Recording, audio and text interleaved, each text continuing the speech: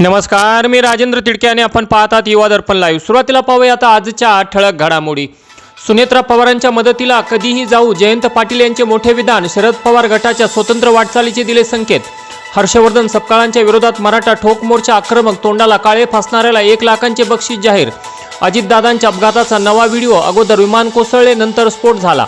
पुण्यात भाजप काँग्रेसच्या आंदोलनात दगडफेक, 2 कार्यकर्त्यांसह पोलीस आणि पत्रकारही जखमी। आणि T20 वर्ल्ड कप, भारताने पाकिस्तानला हरवले।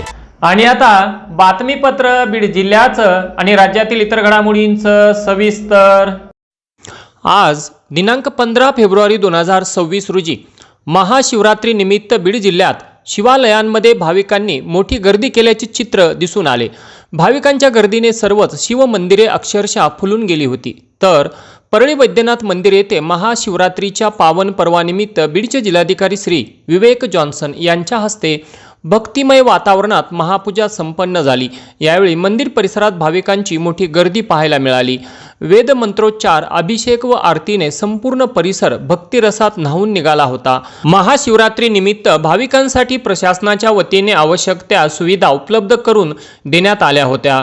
महापूजेनंतर जिल्हाधिकाऱ्यांनी भाविकांना महाशिवरात्रीच्या शुभेच्छा दिल्या व शांतता, शिस्त व सुरक्षिततेचे आवाहन केले। गेवराई तालुक्यातील तलवडा पोलीस ठाणे हद्दीतील चोपड्याची वाडी शिवारात गायरान जमिनीतील पारधी वस्तीवर गावगुंडांनी हल्ला केल्याची घटना घडली। चोपड्याची वाडी शिवारातील गायरान जमिनीत पारधी समाज हा गेल्या अनेक वर्षांपासून कसेल त्याची जमीन व राहील त्याचे घर या तत्वानुसार गायरान जमीन कसत असून त्याच ठिकाणी घरे करून राहत आहेत। या गायरान जमिनीत पिकवलेल्या अन्नधान्यातून आपल्या कुटुंबियांची उपजीविका करत आहेत। परंतु चोपड्याची वाडी व सुर्डी येथील गावगुंडांच्या डोळ्यात हीच गोष्ट सलू लागल्याने काहीतरी निमित्त करून या समाजाला उघड्यावर पाडण्याच्या उद्देशाने बाळू मामाच्या मेंढ्या या पारधी समाज कसत असलेल्या उभ्या पिकात सोडून दिल्या। या पारधी समाजावर गावातील काही गावगुंडांनी हल्ला देखील केला। या प्रकरणी तलवाडा पोलिसात गुन्हा दाखल करण्यात आला आहे। तर पुढील तपास API मनोज निलंगेकर आणि DYSP कटके हे करत आहेत। बीड तालुक्यातील लिंबागणेश येथील डॉक्टर भारत मेंगडे व डॉक्टर प्रतिभा मेंगडे हे आज रविवार दिनांक 15/2/2026 रोजी सकाळी 6 वाजण्याच्या सुमारास बोरखेड येथील शेतात बोरवेल गाड्या आल्याने शेताकडे निघाले असता महाजनवाडी फाट्यावर त्यांच्या कारमधून अचानक धूर निघू लागल्याचे लक्षात येताच त्यांनी तात्काळ गाडी थांबवून गाडी बाहेर पडण्याचा निर्णय घेतला। तर क्षणातच गाडीने पेट घेतला आणि गाडी पूर्णपणे जळून खाक झाली। वायरच्या शॉर्ट सर्किटमुळे आग लागल्याचा प्राथमिक अंदाज व्यक्त केला जात आहे। तर डॉक्टर भारत मेंगडे यांनी दाखवलेल्या प्रसंगावधानामुळे मोठा अनर्थ टळला। घटनेची माहिती मिळताच डॉक्टर गणेश ढवळे, विक्रांत वाणी, सय्यद अख्तर, सुमित मुळे यांनी घटनास्थळी धाव घेतली। तसेच महाजनवाडीचे सरपंच विशंबर गिरी यांच्यासह शिवाजी घरत, सतीश घरत, ऋषिकेश घरत, अभिषेक घरत व अक्षय घरत यांनी आग विझवण्यासाठी तत्परतेने मदत केली। सुदैवाने या घटनेत कोणतीही जीवितहानी झाली नाही, मात्र वाहनाचे मोठे नुकसान झाले। या घटनेमुळे परिसरात काही काळ खळबळ उडाली होती। मागील काही दिवसांपासून धावत्या गाड्यांनी पेट घेण्याच्या घटना वाढल्या असून विशेष करून गाडी पेट घेण्याच्या दुर्दैवी घटना ह्या उन्हाळ्याच्या दिवसात जास्त प्रमाणात घडत असल्याचे निदर्शनास येत आहे। तरी अशा प्रकारे धावत्या गाडीने पेट घेण्याची कारणे व त्यावरील उपाय या संदर्भात आम्ही बीड येथील सुप्रसिद्ध मंगलमूर्ती गॅरेजचे प्रोप्रायटर आणि अत्यंत तज्ज्ञ असे मेकॅनिक अशोक गाडे यांच्याशी संवाद साधून चर्चा केली।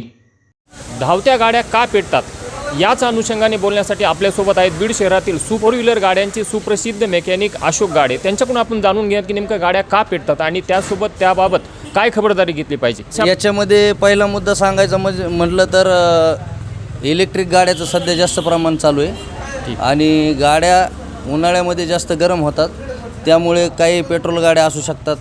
पेट्रोल गाडी असल्यामुळे एखाद्या गाडीचा पाईप लिकेज असतो पेट्रोलचा किंवा वायरिंगमध्ये शॉर्ट सर्किट होऊ शकतं।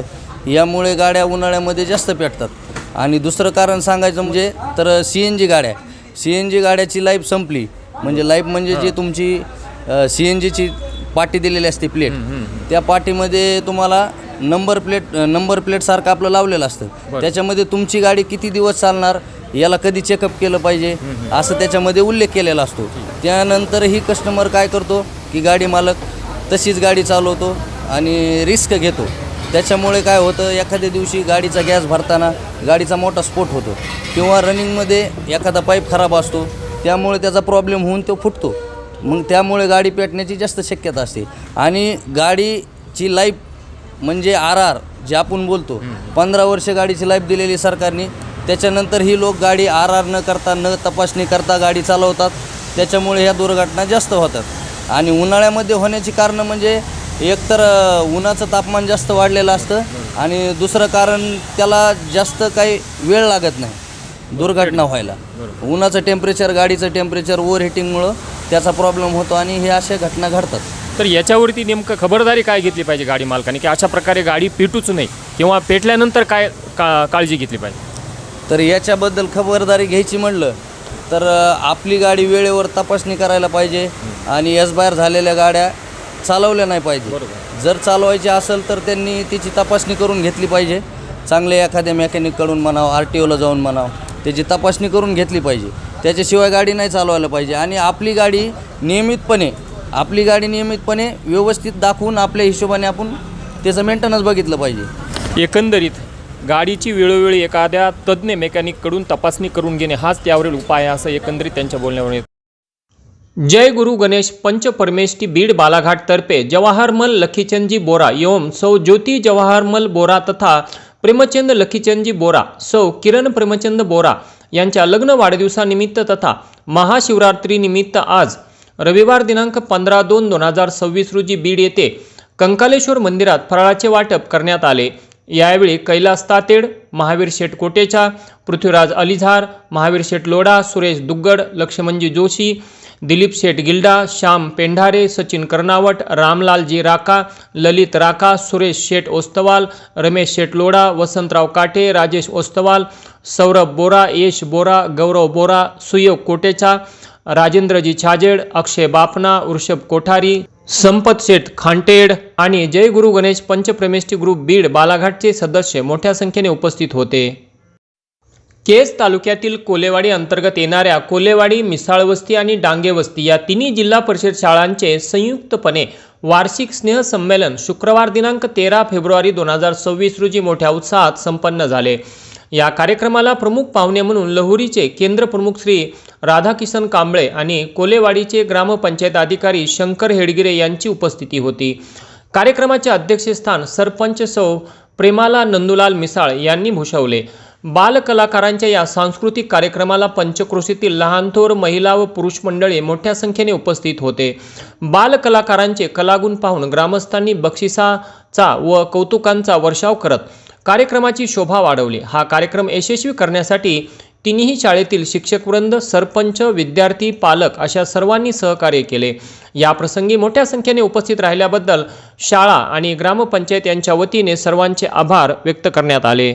आणि याचबरोबर आजचं बातमीपत्र संपलं. उद्या पुन्हा भेटू काही नव्या आणि ताज्या घडामोडींसह. तोपर्यंत पाहत राहा युवा दर्पण लाईव्ह चॅनल. लाईक करा, सबस्क्राईब करा आणि खाली दिलेल्या बेल आयकॉनला प्रेस करा. तोपर्यंत नमस्कार.